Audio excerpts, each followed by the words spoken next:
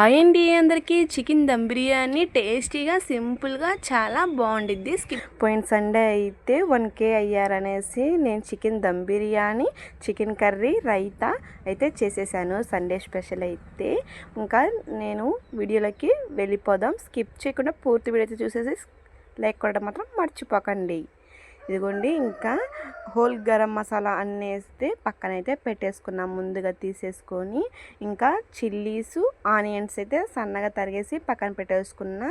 బియ్యం ఉడికించుకోవటానికైతే ఒక తెపాలలో అయితే వాటర్ అయితే పోసేసి చెక్క, లవంగం, ఇంకా అనాస పువ్వు, లవంగ మొగ్గ, యాలుకలు, మిరియాలు అన్నీ వేసేసి పుదీనాకు కూడా వేసేసి చక్కగా బాయిల్ అయితే చేసేసుకోవాలి వాటర్ని అయితే. ఇంక ఇలాగా అన్నీ హోల్ గరం మసాలాస్ అన్నిటినీ వేసేసుకొని చక్కగా పుదీనాకు, కొత్తిమీర కూడా వేసేసుకొని మూత అయితే పెట్టేసుకొని చక్కగా వాటర్ అంతా మంచిగా మరిగేలాగా మరిగించుకోవాలి.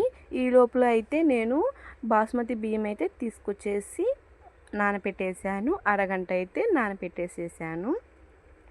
ఇంకా ఇక్కడ చిల్లీస్ కూడా వేసేసుకోండి. 4 చిల్లీస్ పొడుగ్గా కోసేసుకొని వేసేసుకొని మూత పెట్టేసుకోండి. ఈ లోపల ఎసురు మరుగుతూ ఉంటాయి. ఇక్కడ పక్కనైతే ఫ్రైడ్ ఆనియన్స్ కూడా పక్కన వేయించేసి పెట్టేసేసుకున్నాను.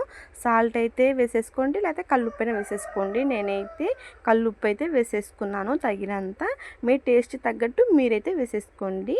ఇంకా కొంచెం ఫ్రైడ్ ఆనియన్స్ కూడా వేసేసుకొని మంచిగా మూత అయితే పెట్టేసేసుకొని చక్కగా వాటర్ని బాయిల్ చేసుకోవాలి. చూడండి ఎలా పొగలు వస్తున్నాయో.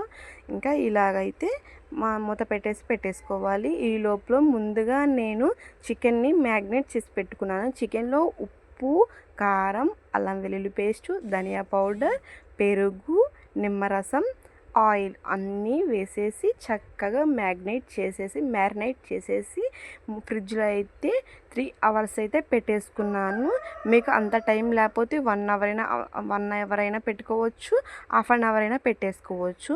ఇలా అయితే పెట్టేసుకున్నాను. ఈ లోపల అయితే ఇంకా చక్కగా ఎసరైతే మరుగుతున్నాయి. ఇలా మరిగేటప్పుడు చక్కగా తెరులుతూ ఉన్నప్పుడు వాటర్ అనేది బాస్మతి బియ్యం తీసుకెళ్ళి చక్కగా దాంట్లో అయితే వేసేసుకోవచ్చు. బాస్మతి బియ్యం అయినా వేసేసుకోవచ్చు, మామూలు బియ్యం అయినా వేసేసుకోవచ్చు. దీనికి కొలత అనేది ఏమీ ఉండదు. ఎందుకంటే మనం రైస్ని తీసేసి చికెన్లో వేసేస్తాం కదా, ఈ వాటర్ అంతా ఇంకా మిగిలితే పడేయచ్చు, లేకపోతే ఇంకా మిగిలిపోతే ఆ రైస్ అంతా వడేసి చికెన్లో వేసేసుకోవచ్చు. ఇలాగా చిన్నగా బియ్యాన్ని అయితే గిన్నెతోటి కాకుండా చేతితోటి చక్కగా ఇలా నీళ్ళంతా ఒడిసేలాగా ఇలా అయితే వేసేసుకోండి. కొంచెం కొంచెం నీళ్ళు చింది పడతాయి, జాగ్రత్తగా అయితే చిన్నగా వేసేసుకోండి. టేస్టీగా దమ్ బిర్యానీ అయితే చాలా అంటే చాలా టేస్టీగా ఉంది. ఈ మసాలాలన్నీ అంటే ఈ బిర్యానీ స్పైసెస్ అన్నిటినీ వేసాం కదా, వాటర్ అయితే ఎంత మంచి స్మెల్ వచ్చాయంటే అంత మంచి స్మెల్ వచ్చాయి. చాలా బాగా స్మెల్ కూడా వచ్చింది. ఇంకా ఈ గిన్నె పడట్లేదని వేరే గిన్నెలో అయితే మార్చేసాను. ఇంకా బియ్యం అంతా వేసేసాక 70% అయితే ఉడికించుకోవాలి ఈ రైస్ని అయితే. చూడండి ఎంత మంచిగా కుక్ అయిపోతుందో. ఇక్కడ 50% అయితే ఉడికిపోయింది కూడా.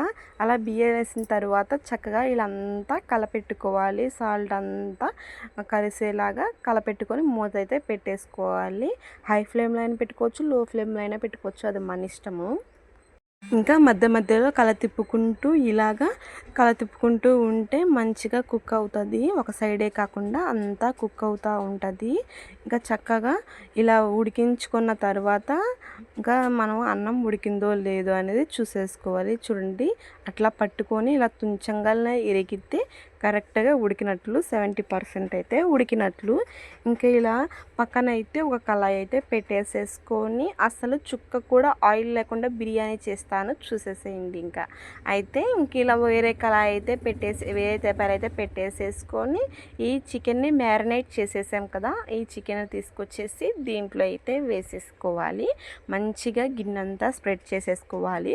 మేమైతే కేజీ చికెన్ తీసుకొచ్చాము. కేజీకి 1/2 కేజీ అయితే మ్యారినేట్ చేసేసాము. ఇంకొక 1/2 కేజీ అయితే కర్రీ అయితే చేసేసాను. ఇంక ఇలా చికెన్ అంతా మంచిగా స్ప్రెడ్ చేసేసుకోవాలి. తెపాలంతా మంచిగా కలిసేలాగా ఉండేటట్లుగా ఇంక ఇలా రైస్లో ఉన్న ఎసురు ఉంటుంది కదా, ఆ ఎసురు అయితే దీంట్లో అయితే పోసేసి స్టవ్ అయితే ఆన్ చేసేసి చక్కగా ఈ రైస్ ఉడికింది. ఇంక ఇలా 70% ఉడికింది కదా, ఆఫ్ చేసేసి మనం పకోడీ గెంటు ఉంటుంది కదా, ఆ పకోడీ గెంటు తీసేసుకొని చక్కగా వాటర్ అంతా ఒడిసేలాగా ఉంచుకొని ఆ రైస్ని తీసేసుకొచ్చి ఈ చికెన్ దాంట్లో అయితే వేసేసుకోవాలి. ఇలాగా చూపించినట్లుగానే చేసేసేయండి.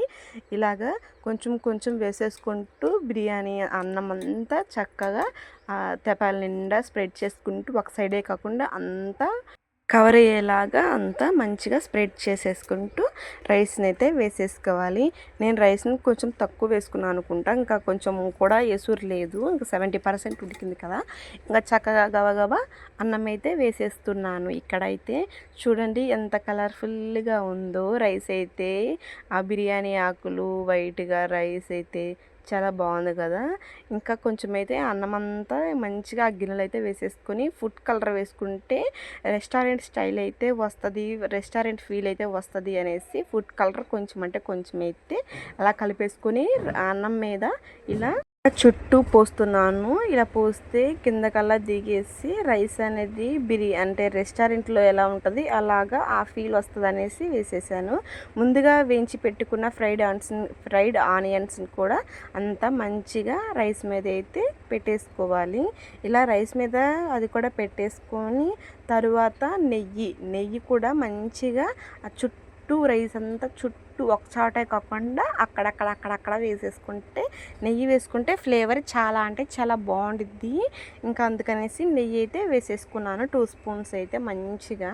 ఇలా వేసేసుకున్న తరువాత ఇంకా కొత్తిమీర కూడా తీసుకొచ్చేసి కొత్తిమీర కూడా మంచిగా ఇలా వేసేసుకున్నాను. పుదీనాకు కొత్తిమీర 2 అయితే ఇలా మంచిగా అయితే వేసేసుకున్నాను. చూడండి ఎంత కలర్ఫుల్గా ఉందో.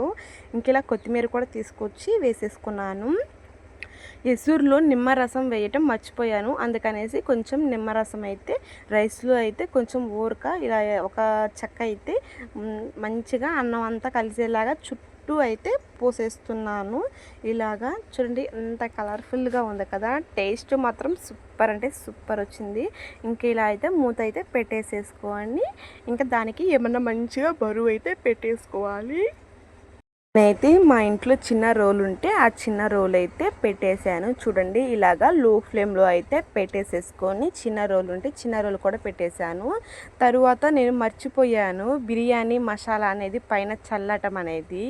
ఇలా బిర్యానీ ప్యాకెట్ అయితే తీసుకొచ్చేసుకొని చక్కగా అంతా రైస్ అంతా కొత్తిమీర అన్నీ వేసిన తర్వాత ఇలాగ బిర్యానీ పొడి అనేది కూడా దాని అన్నం మీద చల్లితే టేస్ట్ మాత్రం ఫ్లేవర్ చాలా బాగుండిద్ది. ఇంక ఇలా అయితే మూత అయితే పెట్టేసేసుకొని చిన్న రోలు ఉంటే చిన్న రోలు కూడా ఉంటే దాని మీద పెట్టేసేసి మంచిగా దమ్ అయితే పెట్టేసేసాను. చుక్క కూడా ఆయిల్ లేకుండా అయితే బిర్యానీ చేసేదిన్నాను. ఇంకా బిర్యానీ అంటే రైతా ఉండాలి కదా, అందుకనేసి సన్నగా ఆనియన్స్, ఒక చిల్లీ, ఇంకా దానిమ్మ గింజలు ఉంటే దానిమ్మ గింజలు పెరుగు చట్నీలు చాలా అంటే చాలా బాగుంటాయి. అందుకనేసి దానిమ్మ గింజలు కూడా మంచిగా ఒక దానిమ్మకాయ అయితే ఒలిచేసి వేసేసాను. పెరుగుని బాగా మెత్తగా మ్యాష్ చేసుకోవాలి, అంటే బాగా గడ్డలు కాకుండా నీళ్ళగా ఉండేటట్లు చూసుకోవాలి. అటు నీళ్ళుగా కాకుండా అటు గట్టిగా కాకుండా మీడియంలో ఉంటే పెరుగు చట్నీ చాలా బాగుండిద్ది. మనకి తగినంత సాల్ట్ అయితే వేసేసుకొని మంచిగా కల తిప్పుకుంటూ చూసుకుంటూ చూడండి రైతా ఎంత చక్కగా ఉందో. మేమైతే పెరుగు చట్నీ అంటాము. చాలా అంటే చాలా టేస్టీగా కూడా ఉంటుంది రైతా. నాకైతే ఉట్టిదే తినాలనిపించింది. ఇలాగా 50% దమ్ అయితే పెట్టేసేసుకోవాలి. 15 అంటే 15 మంచిగా దమ్ము పెట్టేస్తే చూడండి ఎంత మంచి స్మెల్ వస్తుందంటే అంత మంచి స్మెల్ వస్తుంది. రైస్ చక్కగా ఉడికిందో లేదో చూసేసుకోవాలి. అంటే చికెన్ కింద ఉడికిందో లేదో తెలియాలి అంటే మంచి స్మెల్ అయితే వస్తుందండి. మంచి స్మెల్ చికెన్ అయితే ఉడికినట్లు స్మెల్ అయితే వస్తుంది. 50 మినిట్స్ ఖచ్చితంగా మనం టైం పెట్టుకొని 50 మినిట్స్కి ఆపేస్తే చక్కగా చికెన్ అనేది కుక్ అవుతుంది. ఎందుకంటే 3 అవర్స్ అయితే చికెన్ ఫ్రిడ్జ్లో పెట్టి మ్యారినేట్ చేసాం కదా, మంచిగా 50%లోనే చక్కగా ఉడికిపోతుంది. Finally chicken dum biryani ready. Taste మాత్రం సూపర్ అంటే సూపర్ ఉంది. Chicken dum biryani, chicken curry, raita మా సండే స్పెషల్ అయితే లాస్ట్ సండే. నా వీడియోస్ మీకు నచ్చినట్లయితే లైక్ చేయండి, షేర్ చేయండి, సబ్స్క్రైబ్ చేయడం మర్చిపోకండి. బాయ్.